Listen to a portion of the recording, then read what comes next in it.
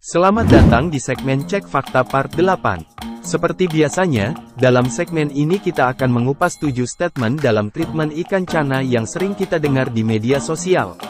Mari kita cek kebenarannya. Yang pertama, kelabang dapat memerahkan ikan cana. Kelabang memiliki lebih dari 2.800 jenis di seluruh dunia. Kelabang atau lipan bukan hal baru bagi pecinta arwana. Konon, binatang berbisa ini dianggap banyak mengandung zat besi oleh para pecinta arwana. Banyak kiper yang menganggap kelabang atau lipan digunakan sebagai pakan arwana karena efek racun yang dimilikinya. Prinsipnya, dalam proses pemberian pakan kelabang ke arwana, racun kelabang akan terus menumpuk di dalam tubuh ikan sehingga mempengaruhi sistem organnya. Reaksi berantai ini mengakibatkan perubahan warna pada sisik arwana. Di sisi lain, racun kelabang juga mengandung enzim metaloprotease yang bisa merusak jaringan kulit. Hal ini kemudian mendasari para kiper maru untuk ikut menerapkan hal yang sama pada ikannya. Sebenarnya, tidak ada bukti ilmiah yang menunjukkan bahwa kelabang dapat membuat sisik ikan arwana atau ikan cana maru menjadi lebih merah. Warna sisik ikan arwana sebagian besar ditentukan oleh faktor genetik dan faktor lingkungan seperti nutrisi dan kondisi perawatan ikan. Jadi dapat disimpulkan jika kelabang dapat menaikkan warna merah pada cana maru, sama sekali belum terbukti. Yang kedua, ikan cana menyimpan cadangan kalsium dalam sisiknya. Kami mendapat pertanyaan dari viewer. Benarkah ikan cana maru menyimpan cadangan kalsium dalam sisiknya hingga terbentuk bunga? Faktanya, ikan menyimpan cadangan kalsium di dalam tulangnya. Tulang ikan memiliki struktur yang mirip dengan tulang vertebrata lainnya, terdiri dari matriks tulang yang mengandung kalsium dan fosfor serta sel tulang. Kalsium dalam tulang ikan berguna untuk memberikan dukungan struktural bagi tubuh ikan, serta berperan dalam fungsi biologis lainnya seperti pengaturan tekanan osmotik dan fungsi neuromuskular. Selain disimpan di dalam tulang, ikan juga dapat mengatur kadar kalsium dalam tubuhnya melalui proses homeostasis, di mana tubuh ikan dapat menyesuaikan kadar kalsium dalam darahnya, dengan cara mengabsorpsi kalsium dari makanan dan mengeluarkannya melalui urin. Jadi, pernyataan jika ikan menyimpan cadangan kalsium pada sisik tentu saja salah. Sebagai info tambahan, kekurangan kalsium dapat menyebabkan masalah kesehatan pada ikan seperti penyakit tulang, kelainan perkembangan, serta masalah reproduksi. Oleh karena itu, penting untuk memberikan makanan yang cukup kaya kalsium pada ikan cana Anda, terutama jika ikan tersebut sedang dalam fase pertumbuhan atau reproduksi. Beberapa sumber makanan yang kaya akan kalsium untuk ikan antara lain adalah konsentrat protein ikan, atau tulang ikan yang dihancurkan. Yang ketiga, sisik ikan terbuat dari kalsium. Sisik ikan terbuat dari lapisan protein yang disebut sebagai stratum superficiale. Lapisan ini terdiri dari sel-sel yang menghasilkan sebuah protein keras yang disebut keratin.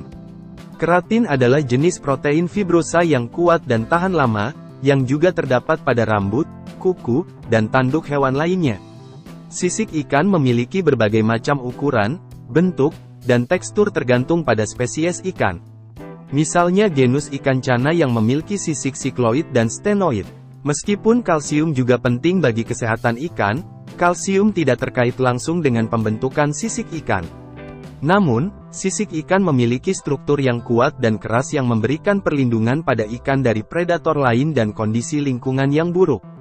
Yang jelas, pernyataan jika sisik ikan terbuat dari kalsium tentu saja salah. Yang keempat, batu damar dapat menurunkan pH air.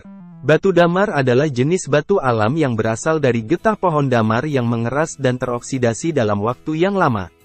Batu ini biasanya berwarna kuning, coklat, atau putih dan memiliki tekstur yang keras dan ringan. Batu damar memiliki kandungan asam organik yang memang dapat mempengaruhi pH air. Ketika batu damar direndam dalam air, asam organik tersebut dapat larut dalam air dan menyebabkan penurunan pH.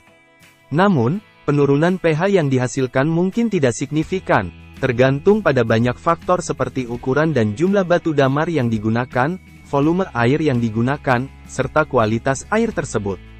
Oleh karena itu, jika ingin menurunkan pH air dengan menggunakan batu damar bisa dianggap tidak efektif.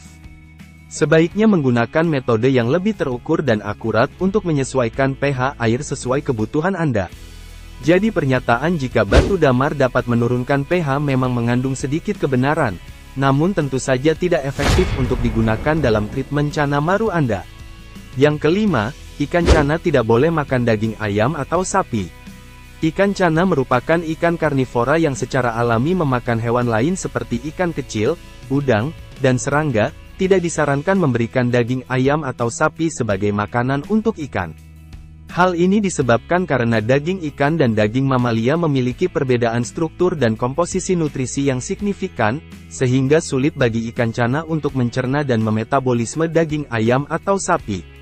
Banyak penelitian yang menyebutkan jika lipid atau lemak pada daging sama sekali tidak bisa dicerna oleh ikan sehingga dapat terjadi penumpukan yang berujung pada degenerasi organ.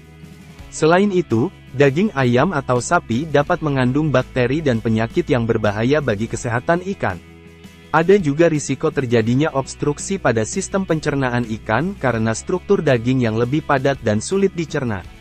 Oleh karena itu, sebaiknya ikan karnivora diberikan makanan yang sesuai dengan kebutuhan nutrisi mereka seperti ikan kecil, udang, dan serangga yang telah diolah secara khusus sebagai makanan ikan.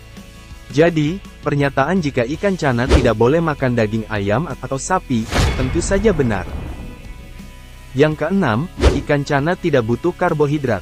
Ikan karnivora sebagian besar memang tidak memerlukan karbohidrat dalam jumlah yang banyak seperti ikan herbivora atau omnivora.